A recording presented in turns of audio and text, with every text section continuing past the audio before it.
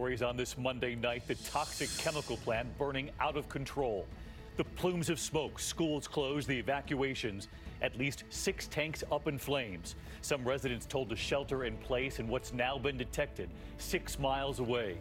The helicopter rescues playing out tonight, several states underwater. At least 3 dead, roads and bridges washed away, and more rain now coming.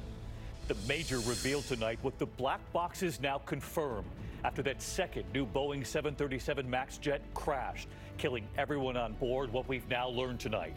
Just days after the terror in New Zealand, tonight the deadly attack on the train in Holland. They are not ruling out terror tonight. And now the Joint Intelligence Bulletin from the U.S. this evening. What has authorities so concerned? The major medical headline this Monday night, new confusion over aspirin and heart attacks. Should you be taking an aspirin a day to cut down on risk after all? Dr. Ashton is standing by to clear the confusion tonight. And the former pediatrician sentenced this evening, authorities say he targeted more than 24 children. What the judge decided and what it now means for that doctor. This is ABC World News Tonight with David Muir. Good evening, and it's great to have you with us here to start another week. And we begin tonight with that developing scene near Houston at this hour, the toxic chemical plant fire burning out of control. The images coming in all day here. A plume of smoke stretching for 20 miles toward Houston tonight. 6 tanks erupting in flames in Deer Park. Firefighters are trying to keep that fire from spreading tonight. Authorities are closely monitoring the air quality. Families have initially been told to shelter in place. Nearby schools closed. And what's now been detected in the air miles away. ABC's Marcy Gonzalez from Houston tonight. Tonight, this massive fire burning out of control, sending plumes of toxic chemicals into the air near Houston. The flames erupting at the Deer Park chemical plant now for more than 24 hours. That black smoke visible for miles. It is a very dangerous and active event that's occurring and is still going on. 6 large tanks filled with components used to make gasoline, nail polish remover, and glue now burning, prompting nearby schools to close. Residents for a time told to shelter in place to keep their windows closed and air conditioning off. Officials monitoring the air quality, finding low levels of particulate matter and a volatile organic compound as far as 6 miles from the facility. Officials saying for now there is no immediate risk, but some environmental groups believe otherwise. I'm very concerned. This is not just an air quality problem. This is also a public safety issue. So far, no injuries reported. While tonight, fire crews on the scene use foam, trying to keep these flames from spreading. We should all pray that this comes to a very safe conclusion sooner than not, to where there's no life lost. So let's get right to Marcy Gonzalez tonight. She's live outside that plant. And Marcy, there is word this evening from authorities who we just saw there speaking moments ago. They expect this blaze will continue for several days now. Yeah, that's right, David. Officials here say this fire will likely just have to burn out on its own, which could take a couple of days. And right now, the wind is carrying that smoke straight towards Houston, where they are keeping a very close eye on this situation tonight. Marcy Gonzalez leading us off tonight. Marcy, thank you. And now to the other story unfolding at this hour, the emergency rescues amid deadly flooding now across several states tonight. At least 3 dead. Families are being rescued from their rooftops. Heavy rain and floods washing away highways in Spencer, Nebraska, towns cut off by the floods. And that's just one community, one example tonight. Those helicopters airlifting those families to safety. We have the pictures, and now a new threat tonight of rain moving in yet again. ABC's Gio Benitez from Nebraska.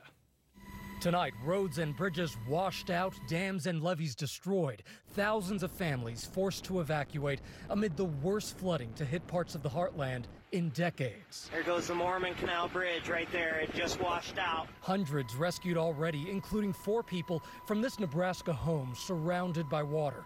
Animals trapped too, dogs saved from this Iowa home.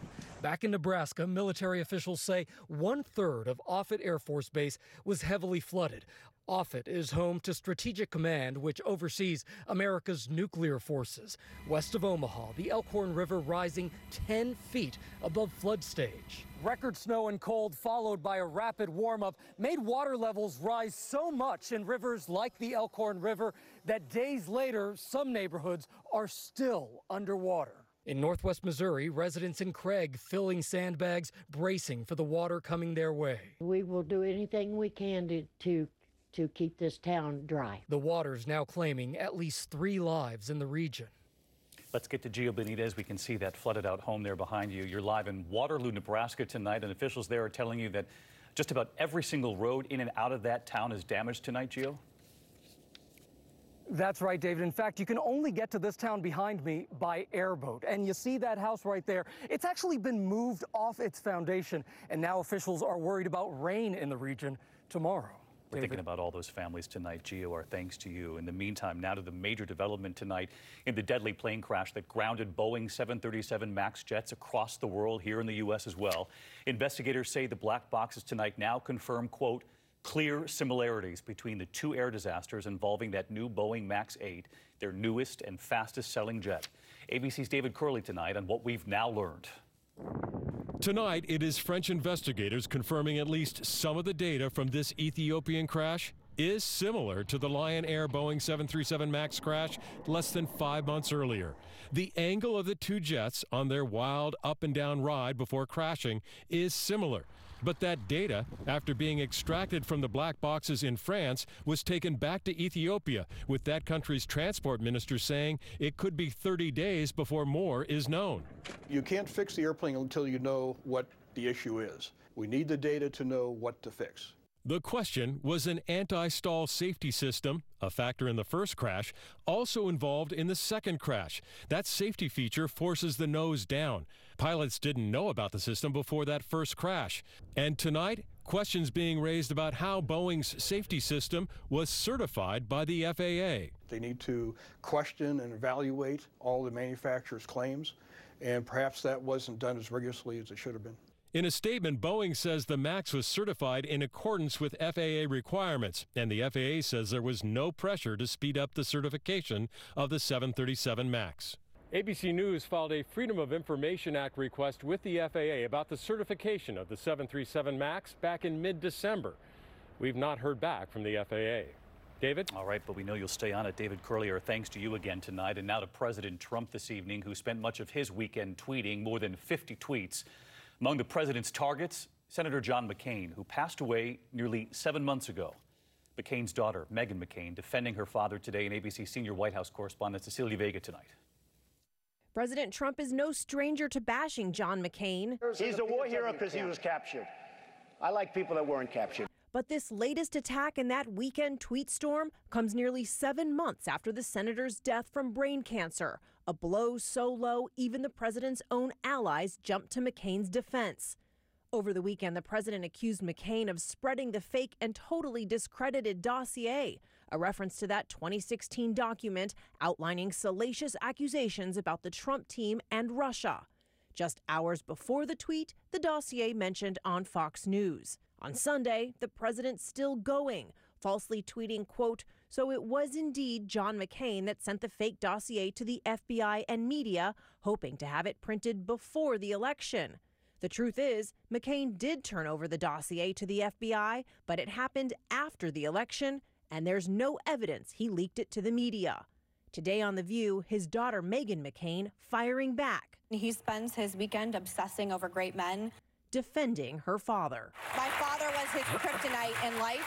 He's his kryptonite in death. When my father was alive up until adulthood, we would spend our time together cooking, hiking, fishing, really celebrating life. And I think it's because he almost died.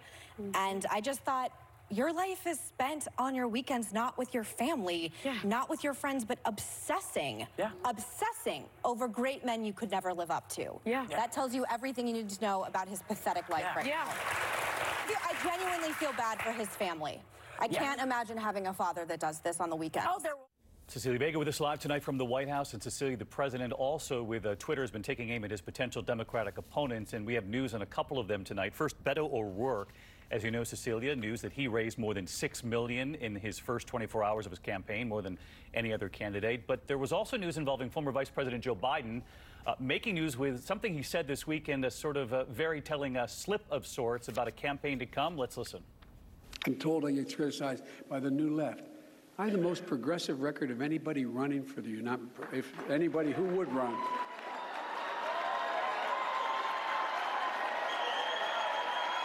I didn't mean.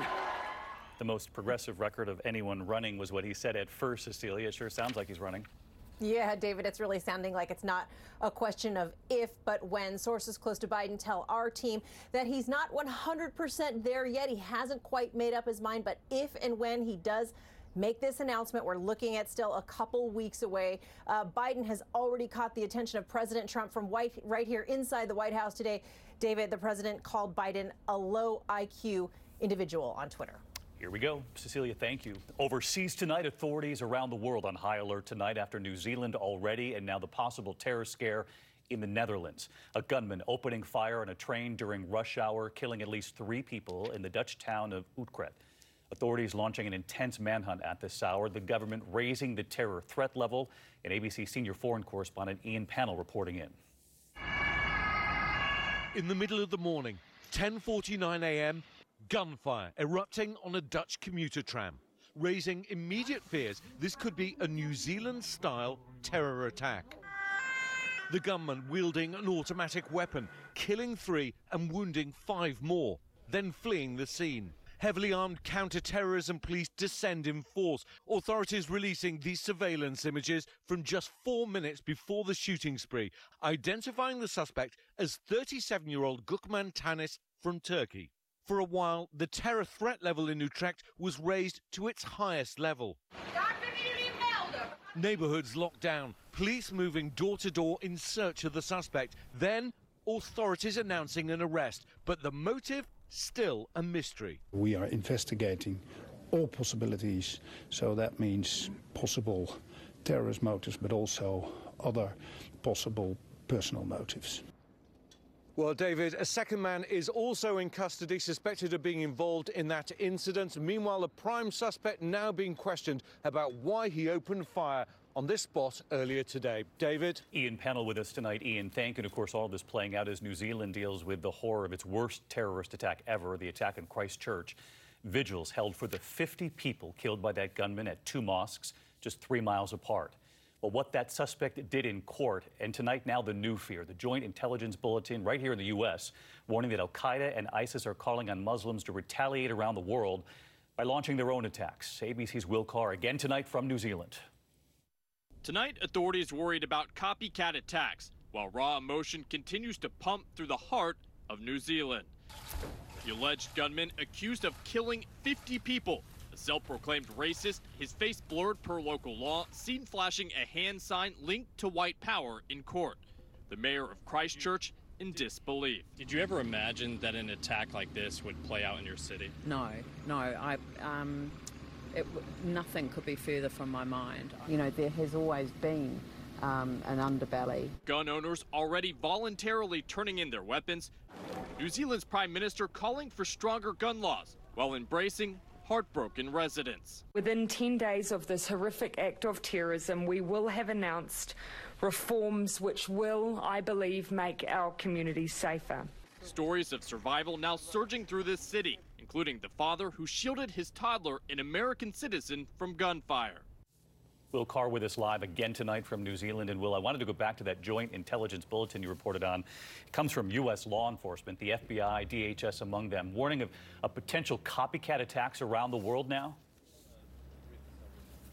That's right, David. As people here continue to mourn, authorities in both the United States and here in New Zealand say there is a real concern about copycats. It comes as both ISIS and al-Qaeda are calling for retaliation, so law enforcement across the world on high alert tonight. David. Will Carr, our thanks to you again tonight. And back here at home now and to news this evening about a deadly casino robbery in Las Vegas that played out this weekend. In fact, tonight, new surveillance images have just been released. Police say the armed suspect demanded money from the poker cage at the Bellagio, and then a gunfight erupts with the officers as he tries to escape the Vegas Strip. Here's ABC's Clayton Sandell. Tonight, a violent Las Vegas casino shootout seen from surveillance cameras. Police say it started Friday night. The suspect, Michael Cohen, armed with a gun, demanding money from a Bellagio cashier. Cohen entered the Bellagio poker room and robbed the casino cage at gunpoint. Cohen fled with cash and casino chips he stole from the cage and exited through the north doors into the valet area. As Cohen was running out of the casino, so was his luck. He tries carjacking a driver, but is spotted by these officers already there on another call. As they confront him, he opens fire, hitting one officer. Police return